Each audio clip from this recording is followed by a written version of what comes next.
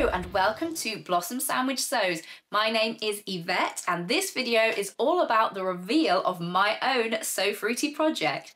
So if you're watching this video on the day that it's released, it's the 29th of June, which means that tomorrow is the 30th of June, which is the reveal date for the So Fruity challenge. So I'll refer you back to go and check out my first video with the intro to the So Fruity challenge if you want anything clarified or cleared up of how to enter and what counts as a fruit and all that sort of stuff. Go and check out my previous video for those details. If this is the first time you're hearing about the So Fruity challenge, you might not have time to make anything, but do bear in mind you don't have to make a garment, so you could make a small project. But yeah, thank you so much for you guys for all being so supportive and so enthusiastic about your fruity makes throughout the month of June. It's been really exciting to see like sneak peeks of your plans and your fabrics that you've got and all sorts of things. And I hope you guys have enjoyed the vlog tour as well. I've put together a playlist, so if you're stuck for what YouTube videos to watch, you can just watch through the playlist, get loads of inspiration, and even after the challenge I'm a big supporter of all things fruity, so you know, don't hold back on your fruity sewing projects in July and further on into the year. Right, so let's talk about my So Fruity project. So first up, here's a reminder of what my plan was. This fabric was from Rainbow Fabrics and it is a Borgo deadstock. So it's got a kind of slightly sateen finish, which makes it feel really luxurious. And I was planning to make a Hazel Dress by Veronica Tucker. But if you watch my previous video with my plans, you'll know that I wasn't really sure if it was going to work, because I haven't made this pattern before, and also because I had less fabric than this pattern required. So the fabric recommendations for my size, for my measurements, which is a size 14, they recommended 3.6 meters of fabric with a 150 centimeter width. And I only had 3 meters of fabric, 150 centimeters wide. So in the end, I managed to get this whole dress. I have made the Hazel dress and I managed to get it out of 2.8 meters. So that is 0.8 meters less than the fabric recommendation. So I'm gonna tell you how I managed to get this dress, which requires a lot of fabric, and when I show you the finished dress, you'll understand why it needs a lot of fabric. Basically, there's loads and loads of gathering. So I'm going to tell you how I managed to get it out of 2.8 meters instead of the recommended 3.6. So the first thing that I did was ignore the cutting directions completely. I never really look at them, but I did have a peek at these ones just because I was curious. So what the instructions in this pattern have you do is cut everything on the cross grain, and that's how you can get such long strips out for the big gathered tiered skirt.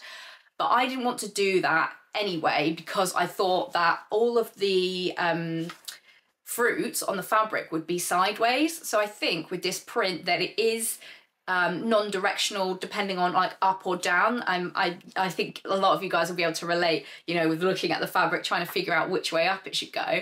But I figured it's probably okay going like up or down, but I didn't want all of the fruits to be sideways anyway. So I was like, well, that's it. I'm just going to cut it on the grain. But because the pieces are so long, like literally like twice my height long, like crazy long, the hem on this dress is 4.6 meters. So to cut that out with the fabric that I had and cutting it on grain as well, I decided that I would cut 3 panels for the bottom skirt so that I could get the length in like 3 equal segments. So I did sort of basically the full width of the fabric for the middle tier and then 3 tiers for the bottom tier. And because the print's quite busy and it's very, very gathered, you can't really see the join. So I am really pleased with how that turned out. And because I was just doing rectangular strips, to keep that on the grain, I just ripped it rather than you know, trying to cut it with scissors or use my rotary cutter, because I feel like even with the rotary cutter I don't have a really long ruler, so you have to do it a bit at a time, and I felt like mine can go a bit awry, so I thought I'll just rip it. And because this fabric is a cotton, it was really well, it worked really well and didn't damage the fabric or anything. I would advise caution with the ripping if you've got quite a delicate fabric or a fabric that's like a really dark print on a light background, because then they can run. So I'd recommend testing it on a little bit first. But that was really successful for me, just ripping those tiers, and it also made it a lot quicker as well. So that was my first way to save fabric, by ignoring the cutting directions and cutting 3 panels for the skirt, doing it across the width of the fabric. The other thing that I did was I slightly reduced the volume in the sleeves. And as you can see, there's still quite a decent amount of volume in there. But what I did was I just folded over the sleeve pattern a little bit, which meant that I could cut the sleeves out on the fold, because the sleeves were too wide to get them side by side on the fabric if I'd cut them their original width, which would mean that then I would have had to use a whole like extra sleeves worth of fabric. Like, you know, I'd have to move the pattern piece down on the fabric. So that would have been like an extra 60 centimeters or something that I would have needed to cut the sleeves out. So I just slightly narrowed the sleeves by probably about 1 inch.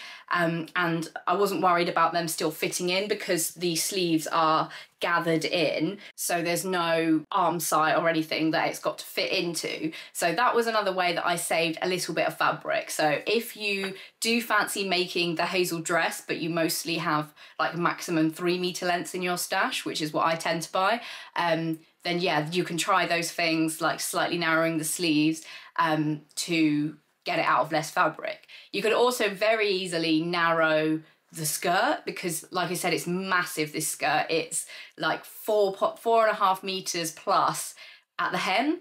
So yeah, it's massive. So that's another one of the things that I did as well, is I hemmed it quite early on in the process, like when it was just the bottom tier.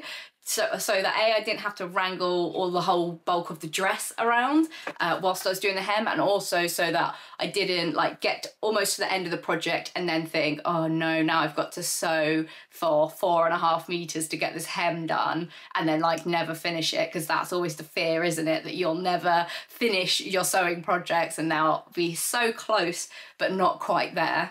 So in terms of a review for this pattern, and I'll put a link to the pattern in the description, the Veronica Tucker, this is my first Veronica Tucker pattern that I've made, and I would say that the construction on the Hazel dress was very simple, but it's not a speedy project, and that's because there is so much gathering. So the top bodice and the sleeves are gathered in, and then there's like 2 layers of skirt that are gathered in, and there's just so much fabric that it does take a while. And if you've done gathering before, you know that you can spend quite a lot of time like faffing about with it, trying to get those gathers even. So this is definitely not a pattern that I would pick to do a timed challenge on the sewing bee, for example.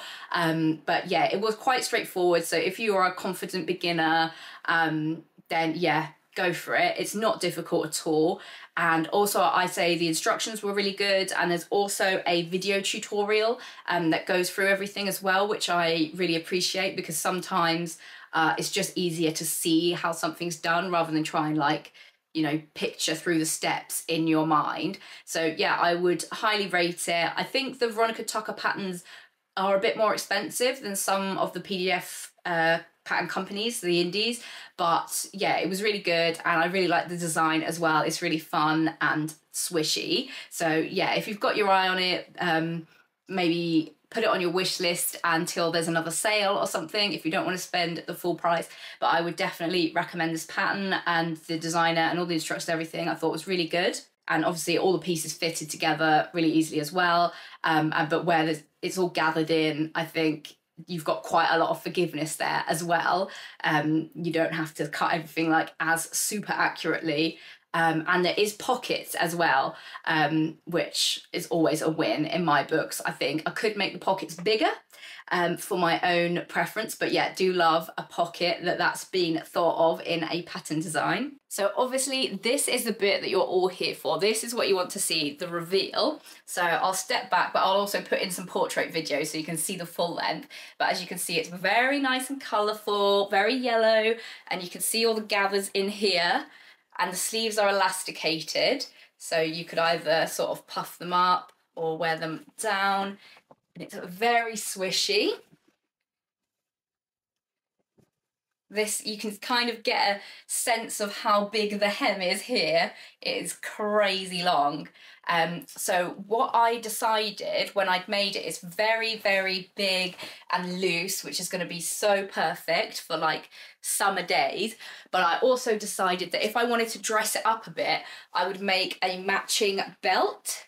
This is probably, can't really see it very well, but this is the Gemma belt from Forget Me Not pattern. So this is a freebie pattern that you can download from their website. I'll put a link in for that. And I chose this one because it's got these little ties, which meant that I didn't have to go out and buy a buckle. And I also thought it would look really cute with the little ties here as well. It would tie it together, if you will. So I'll show it to you with the belt on. So this is with the belt on, and I think it just gives me a little bit of waist definition, but then the skirt really has a chance to shine because you can still get the flare out of the skirt. So I'll put in some portrait videos so you can see the dress in its full glory, and then I'll come back for a little debrief.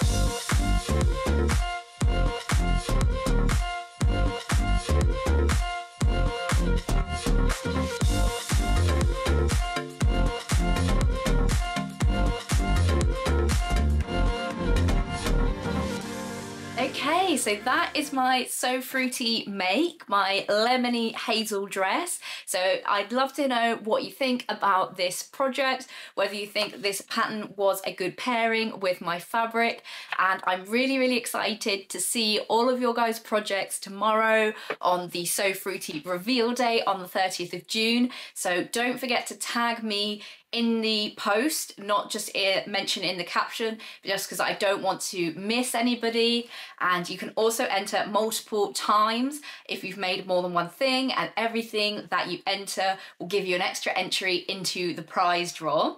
So speaking of the prize draw, these are all of our wonderful sponsors. So if you want to find out more about what the prizes are and discover some new small businesses, I'm going to link you to the playlist of all of these sponsor features where I have diligently recorded a segment about every single sponsor so you can find out about the prize they're offering and also get a little flavour of what you can buy from them. So that's really exciting. Please do support our sponsors because they are basically giving a part of their business away for free so that you guys can get even more motivated to join in with the challenge. And if you have a favourite sponsor or a prize that you really, really want to win, do tag that sponsor in your post as well because they would love to see, and also I might even be able to pair you up with your favourite prize. So yeah, do enter your makes tomorrow.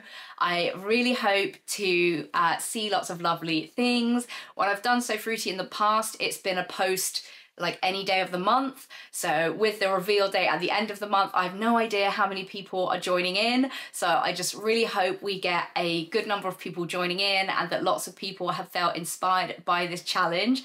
And do comment if you've got your project ready and you're excited to share it tomorrow. And yeah, I just can't wait to see all of your amazing entries and your amazing fruity makes. I'm sure it's going to be so inspiring and hopefully get us in the mood for summer. So thank you guys so much for watching my video. I post on a bit of a sporadic schedule, so please do subscribe and turn on notifications if you want to see more content from me because I don't post on a weekly schedule. I just can't keep up with it. But yeah, thanks guys so much for being here, and thanks for getting involved in the So Fruity challenge as well. Even if you haven't made anything, if you've just watched the vlogs, you've still been involved, you still supported the community. So thank you so much, and yeah, I'll see you around. Bye.